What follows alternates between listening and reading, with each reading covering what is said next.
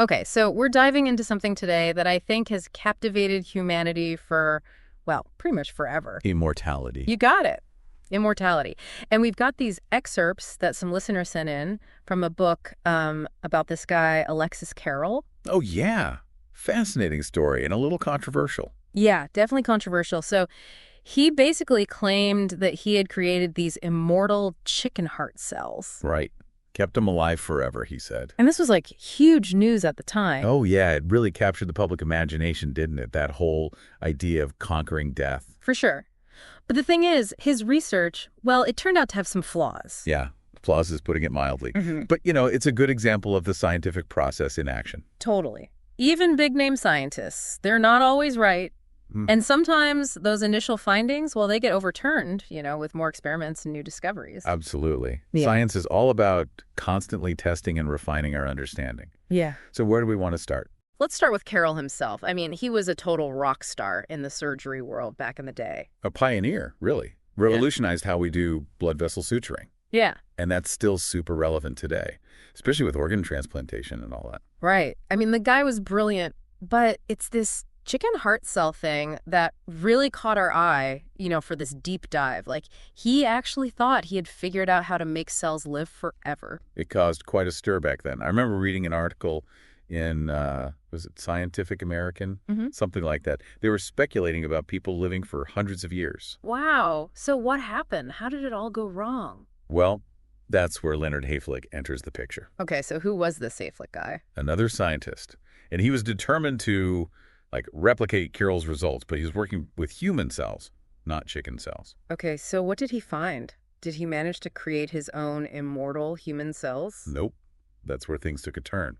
He kept hitting this roadblock, just couldn't get those human cells to divide forever. Interesting. So what was going on? Was there something wrong with his lab or his techniques? Not at all. Hayflick was meticulous, super careful with his experiments. Yeah. And he basically proved Carrel wrong. Whoa, hold on. So he's saying Carrel, this famous surgeon, was just totally wrong about this immortality thing. Yep, pretty much. Yeah. Hayflick figured out that there's this inherent limit on how many times a normal human cell can divide before it basically just stops. Oh, wow. Like a built-in expiration date. Exactly. We call it the Hayflick limit now. The Hayflick limit. So all those cells, they're not actually immortal. They've just got this, timer ticking away inside them. Exactly. And when that timer runs out, the cells go into this state called senescence. They basically retire. Senescence. I like that.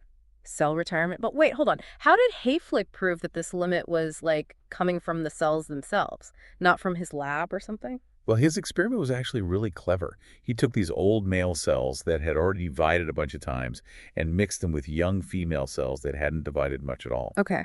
And guess what? The old cells, they still stopped dividing when they hit their limit, even when they were surrounded by all these young cells. It was like their internal clock just kept ticking, regardless of the company they were keeping. Huh. So it was like something inside the cells themselves was dictating how long they could keep dividing. Right. It wasn't some external factor. It was like this pre-programmed countdown. Okay, so that debunks Carrel's claim of immortality, right? But how could he have gotten it so wrong? Was it just an honest mistake, or was there more to it? Whoa. There are some theories. Well, this is getting good. Lay it on me. So Hayflick, he thought maybe Carrel accidentally introduced new cells into his cultures, when he was feeding them and stuff. So it was like he was resetting the clock without realizing it. Ah, so it wasn't intentional, but... Right, just a bit of sloppiness maybe. But another scientist, Tisha DeLange, she had a different idea. She actually worked at Rockefeller too, just like Carrel did. And she thought maybe his cultures were contaminated. Contaminated with what? With cancerous chicken cells. Cancerous chicken cells. Yeah. And it turns out those kinds of cells, they have a different relationship with aging. Okay, we got to dive into that later. That sounds fascinating. But, thinking about Carrel and his mistake, it really makes you think. About how even brilliant minds can get things wrong, right? Yeah, exactly. And it just shows, how important that scientific process really is, constantly questioning and testing things, even if they seem like they've been settled for ages. Couldn't agree more. So if cells have a limited lifespan, how do they keep track of it? Is there some kind of biological clock ticking away inside each of our cells? Well, to understand that, we need to look at how DNA replicates itself. Okay, DNA replication. That's how our cells make copies of themselves, right? Exactly. And it's a pretty remarkable process, but it's not perfect, especially when you consider that our chromosomes are linear. Linear? What do you mean? Well, unlike the DNA in bacteria, which is circular, our DNA is arranged in these long strands, these chromosomes. And that shape, it actually creates a bit of a problem when it comes to replication. A problem? Like what? It's called the end replication problem. Ooh, sounds serious. Well, it would be, if not for telomeres. But we'll get to those in a minute. Mm-hmm. First, you got to understand this replication problem. Imagine you're trying to copy a train track, but you can only move in one direction. Okay, where are we going with this? Well, think about it. You're going to miss a little bit at the end of the track every time, right? Yeah, I guess so. If you can only go one way. Exactly. That's kind of what happens with DNA replication. The cellular machinery that copies DNA, it can only move in one direction. So every time a cell divides, a tiny bit of DNA at the very end of the chromosome, it doesn't get copied. Ah, I get it. So like our chromosomes get a little bit shorter with each copy? Precisely. And that's where our friend Alexei Lovnikov comes in. Another scientist. Yep, a Russian scientist. He, along with James Watson, Mm-hmm. The DNA guy, they figured this whole thing out, this end replication problem. And actually, that train track analogy, that was a Lovnikov's. He used that to explain it. That's a pretty good analogy. So our DNA, it's like a train track that keeps getting shorter every time a train goes over it. Exactly. And you can imagine what would happen if that went on forever. Our chromosomes would just disappear. Pretty much, it'd be chaos. But luckily, cells have a way to protect themselves. Okay, I'm on the edge of my seat. What's the solution? Telomeres. Telomeres. What are those? They're like these special caps on the ends of our chromosomes. Caps. Like little hats? Well, kinda. They're actually special DNA sequences. And they were first observed by this amazing scientist, Barbara McClintock. Wait, wasn't she the one who discovered jumping genes? Yep, that's her. Brilliant woman. And she noticed something interesting about chromosome ends. Unlike broken DNA, they didn't stick together. There was something protecting them. And along with Hermann Muller, another genetics pioneer, they started to figure out that these special ends were crucial for chromosome stability. So they knew about telomeres, but they didn't know what they were made of. Right. They knew they were special, but they didn't have the tools to really figure out the structure. So who cracked the code? Well, that brings us to Elizabeth Blackburn. I've heard that name before. Didn't she win a Nobel Prize or something? She did, along with Carol Greider and Jack Szostak. And a lot of their work was focused on telomeres. Okay, so tell me about Blackburn's discovery. So she teamed up with Joseph Gall, and they set out to figure out what these telomeres were actually made of, like their molecular structure. But to do that, they needed a lot of telomeric DNA, way more than you could get from human cells. Right, because each human cell only has like 46 chromosomes. 92 telomeres to be precise, because each chromosome has two ends. Right. 92 telomeres. So what do? They got clever. They decided to study this single-celled organism called tetrahemina. Tetrahemina. Why that? Because it has a ton of chromosomes, way more than human cells. So they had plenty of telomeric DNA to work with. Ah, smart move. So what did they find? What are telomeres actually made of? They discovered that telomeres are made of this repeating DNA sequence. It's TTGGGD.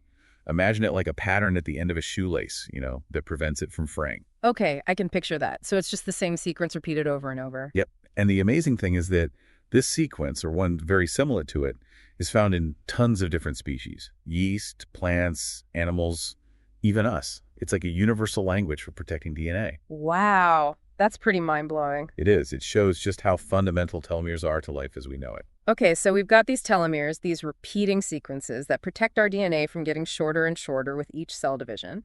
But how do those sequences get added in the first place? Ah, that's where the story gets even more interesting. Enter Jack Szostak.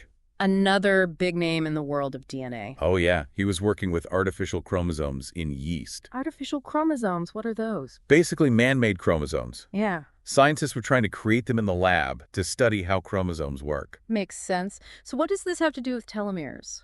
Well, Szostak was having trouble with these artificial chromosomes. They were unstable.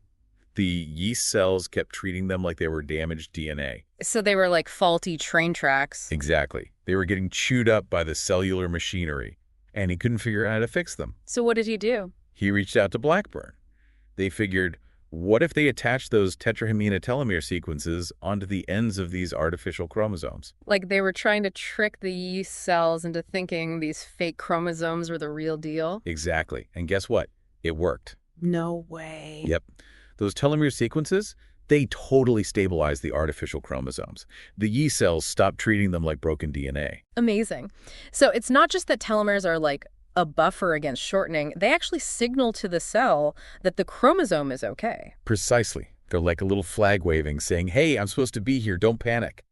So they're like a cellular security system preventing false alarms. But hold on. How did those telomere sequences get added onto those artificial chromosomes in the first place? Ah, that brings us to another major discovery. Telomerase. Telomerase. Okay, tell me everything. Well, telomerase is an enzyme. An enzyme, like a tiny little machine inside our cells. Exactly. And it's responsible for adding those telomere repeats, those TTGGG sequences, onto the ends of our chromosomes. So it's like a telomere construction crew, building and maintaining those protective caps. Perfect analogy. Yeah.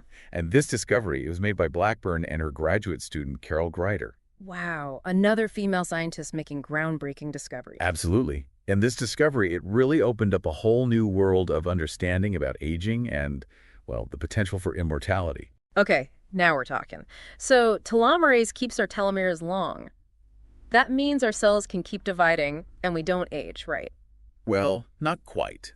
Here's where it gets a little tricky.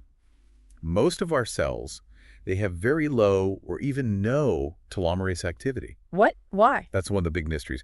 We don't fully understand why, but as we age, our telomeres, they just keep getting shorter and shorter because that telomerase isn't there to replenish them. So that's why we age. Our telomeres just shrink and shrink until our cells can't divide anymore. It's a big part of the picture, yes. But it's not the whole story. It turns out that some cells in our bodies, they actually do express telomerase. Oh, which ones?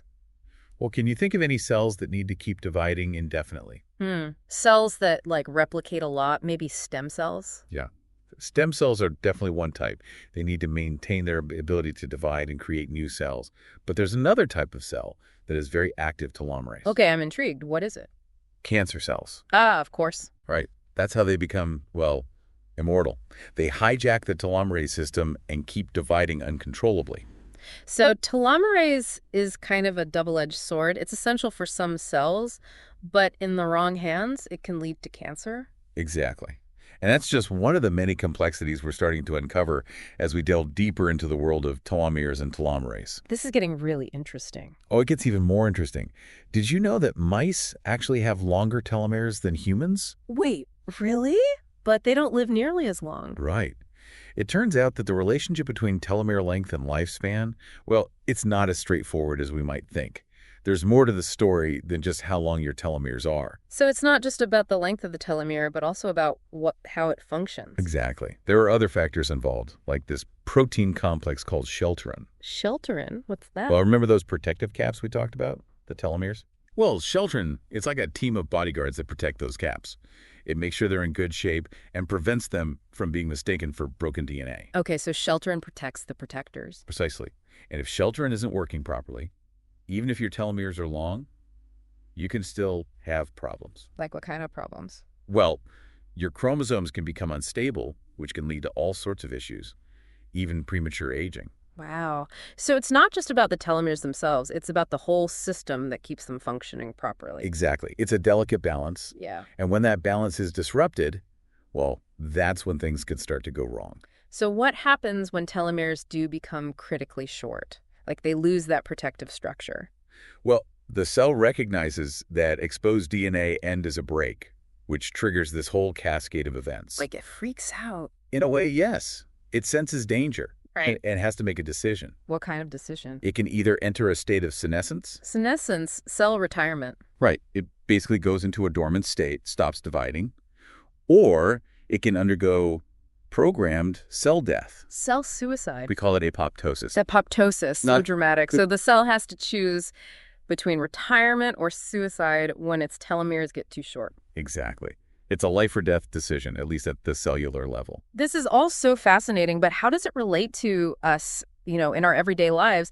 Does this telomere stuff actually have a tangible impact on how we age? It does. And that's where things get really interesting. Because you know how chronic stress can make you look and feel older? Oh, tell me about it. Well, it turns out that stress hormones, like cortisol, can actually suppress telomerase activity. Wait, seriously. So stress could actually be shrinking our telomeres, making our cells age faster? It's a contributing factor, yes. Studies have shown that prolonged stress can actually accelerate telomere shortening. So managing stress isn't just about feeling better, it's about protecting our cells at a fundamental level. It's a complex interplay of factors, but yes, managing stress is definitely beneficial for overall health and well-being. And that includes the health of our cells and those precious telomeres. Wow. That's pretty amazing. So all that yoga and meditation I've been doing might actually be helping me stay young. It's certainly not hurting. Well, there you have it, folks. Stress less, live longer. At least that's what the telomeres are telling us. Before we move on, I think it's worth pointing out that even though most cells have low telomerase activity, there are some exceptions. Right, like we were talking about before, stem cells and cancer cells. But are there any other cells in our body that, rely on telomerase? Yeah, absolutely. Germline cells. Germline cells. Those are the cells that make sperm and eggs. Mm. Got to be able to keep dividing forever, right? To pass on our genes to the next generation. That makes sense. We wouldn't want our kids being born with, already shortened telomeres. Exactly. So those germline cells, they keep their telomeres nice and long, thanks to telomerase. And that brings us to one of the most, I guess you could say, exciting and also controversial areas of research, manipulating telomerase. Okay, now we're getting to the good stuff. Everyone wants to know, can we use telomerase to fight aging? If short telomeres mean we get old, can we lengthen them to, reverse the process? Well, there have been some studies, mostly in mice, that show that reactivating telomerase can actually reverse some age-related degeneration in tissues. They've even seen lifespan extension in some cases. Wait, hold on. They actually made mice younger. How'd they do that? Well, it wasn't like a Benjamin Button situation. They didn't de-age completely. Yeah. But they did see improvements in tissue function, overall health span. It suggests that telomerase could be a key to influencing aging, at least in some ways. I mean, mice aren't humans, obviously, but it's still pretty mind-blowing, right? To think that we might be able to target telomerase to combat aging. Yeah. There's a lot of research going on right now looking at how to manipulate telomerase in humans. So are scientists actually working on, telomerase therapies? Oh, yeah, definitely. So a lot of excitement, but also a lot of caution. Because remember, cancer cells love telomerase. Right. So boosting telomerase could make cancer worse. It's a real dilemma. It's like this balancing act. On the one hand, you could try to inhibit telomerase to kill cancer cells, stop them from dividing forever. But then if you inhibit it in healthy cells, you might speed up aging or even increase the risk of cancer because of, genomic instability. So messing with telomerase is kind of risky then. Yeah, there are risks. Biology is complex. There are always trade-offs. We know that people with short telomeres, they tend to get degenerative diseases more often. But people with long telomeres, they might be more likely to get certain cancers. So it's all about finding the right balance. Exactly. And scientists are working on it. A lot of biotech companies are exploring different ways to target telomerase. Some are looking at gene therapy, like trying to insert the gene for telomerase into cells where it's missing. Others are developing drugs that could activate the telomerase gene that's already there. Wow. So what's the, biggest concern with those kinds of therapies? Side effects? Well, there are always potential risks with any new therapy, especially something that targets something as fundamental as telomerase. So a lot of the research now is focused on trying to activate telomerase in a very controlled way, for a short period. So not like a constant flood of telomerase, but more like a targeted boost. Exactly. It's about finding that sweet spot, enough to maybe help, but not so much that it causes problems. It's a very active area of research, and I think we're going to see a lot more development in the coming years. It sounds like there's a lot of hope for the future, but also a lot of challenges. Definitely. And I think one of the most interesting things about this research is the link between telomere length and the DNA damage response. DNA damage response. Okay. You're going to have to break that down for me. Sure. Remember how we talked about when telomeres get too short, they lose that protective cap? Yeah. Well, when that happens, the cell's internal security system, it sees that exposed DNA and thinks it's a break. And that triggers this whole chain reaction. It's called the DNA damage response. So it's like the cell's alarm system is going off. Exactly. The cell senses danger and it tries to fix the damage. But the problem is, with a short telomere, there's no fixing it. The telomere is supposed to be there, but it's gone. So what happens then? Does the cell just self-destruct? Well, it can, but it could also do something else. That's that. It can go into senescence. Remember, cell retirement. Right. So it's either retirement or suicide for the cell. Pretty much. And we don't fully understand what makes a cell choose one path over the other. That's interesting. But what about those cells that choose senescence? What happens to them? Well, senescent cells, they're kind of fascinating. They're like stuck. They can't divide anymore, but they're not dead either. And they can actually release all sorts of signals that affect the cells around them. So they're like zombie cells, hanging around but not really doing anything useful. That's one way to think about it. And some of those signals they release, they can actually be good in certain situations. But others, they can cause inflammation and make tissues not work as well. So that's where the trouble starts. Exactly. When you get too many of these senescent cells hanging around, it's not good. And that's actually thought to be one of the main reasons why we age. So getting rid of these senescent cells, that could be a way to, like, fight aging. That's the idea behind a new type of drug called senolytics. Senolytics. Yeah. They specifically target and kill senescent cells.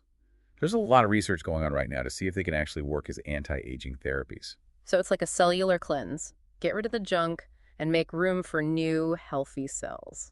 Exactly. And some researchers are even thinking about combining senolytics with telomerase activation, like 1-2 punch against aging. Wow. That sounds promising, but I imagine there are still a lot of kinks to work out. Oh, for sure. It's still early days, but it's an incredibly exciting area of research. It really makes you think, all this stuff happening at the cellular level, it's impacting our entire lives, our health, how long we live, everything. It really is amazing. And Yeah. it just goes to show how much we still have to learn about the human body and the aging process. So we've talked about a lot in this deep dive, starting with Alexis Carrel and his immortal chicken heart cells. Then we got into all the details about telomeres and telomerase and even those senescent cells. But don't forget the ethical considerations, too. Oh, right. Yeah, that's a whole other can of worms. Like, if we could actually slow down or reverse aging, should we? That's the million-dollar question, isn't it? I mean, people have been debating that for centuries, haven't they? I mean, extending human lifespan, it brings up all sorts of issues. Think about, like, the strain on resources, and how it could change society, and even, like, what it means to be human. Yeah, right? exactly. Like, imagine a world where everyone's living to be 150 or 200 years old. How would that change our relationships, our careers, everything, really? It's mind-boggling to even try to wrap your head around it. And it's not just about the practical stuff either. There's, like, philosophical questions, too. Like, what's the point of living that long? Would we even want to? Yeah, that's a good point. And then there's the whole issue of inequality. Like, what if these anti-aging therapies are super expensive, only the rich people can afford them? That's a huge concern. It could create a whole new kind of class system, Yeah. The immortals versus the mortals. Right, like something out of a sci-fi movie. Except it could actually happen. It could. And that's why it's so important to start having these conversations now, before this stuff becomes, like, mainstream. We need scientists, ethicists, policymakers, everyone, really, to come together and think about the implications. It's a big responsibility, for sure. I mean, scientific progress is amazing, but it doesn't happen in a vacuum, right? It affects society, and society affects how science is done. Exactly. It's all interconnected. And I think this whole telomere story is a perfect example of that. Yeah. It all started with this, like, simple question, can we live forever? And now it's leading us down this path and exploring the very nature of aging and what it means to be human. It really makes you realize how much we've learned in just a few decades, but also how much we still don't know. Absolutely. And with all these new discoveries come new challenges and new ethical dilemmas. It's a constant evolution, isn't it? Yeah. Both in science and in our understanding of ourselves. Well, that about wraps it up for this deep dive. I think we gave our listeners a lot to think about. Definitely.